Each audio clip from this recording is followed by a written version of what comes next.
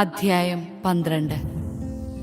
ജോർദാന് കിഴക്ക് അർണോൺ താഴ്വര മുതൽ ഹെർമോൺ മല വരെയും കിഴക്ക് അരാബ മുഴുവനും ഇസ്രായേൽ ജനം ആക്രമിച്ച് കൈവശപ്പെടുത്തി. അവർ തോൽപ്പിച്ച രാജാക്കന്മാർ ഇവരാണ്: ഹെഷ്ബോണിൽ വസിച്ചിരുന്ന അമോര്യ രാജാവായ സീഹോൻ.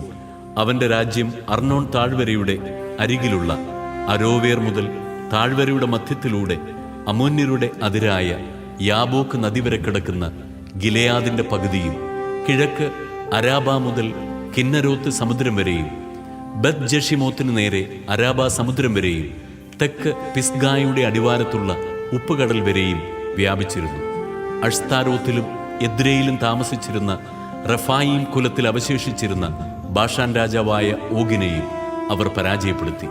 ഹെർമോൺ മലയും സലേക്ക തുടങ്ങി മാക്കായുടെയും ഗഷൂറിന്റെയും അതിർത്തികൾ വരെയും, ബാഷാനും ഗിലെയാദിന്റെ അർദ്ധഭാഗവും ഹെഷ്ബോൺ രാജാവായ സീഹോന്റെ അതിർത്തി വരെയും അവന്റെ രാജ്യത്തിൽ ഉൾപ്പെട്ടിരുന്നു.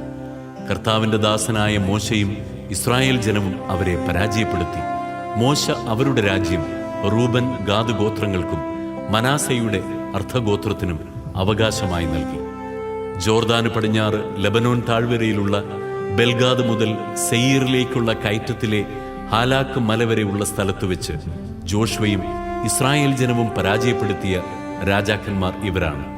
ജോഷുവ അവരുടെ നാട് ഇസ്രായേൽ ഗോത്രങ്ങൾക്ക് ഓഹരി പ്രകാരം നൽകി. മലമ്പ്രദേശത്തും സമതലത്തും അരാബായിലും മലഞ്ചെരിവുകളിലും മരുഭൂമിയിലും നെഗബിലുമുള്ള ഹിത്യർ, അമോര്യർ, കാനാന്യർ, പെരീസ്യർ, ഹിവ്യർ, ജബൂസ്യർ എന്നിവരുടെ രാജാക്കന്മാർ.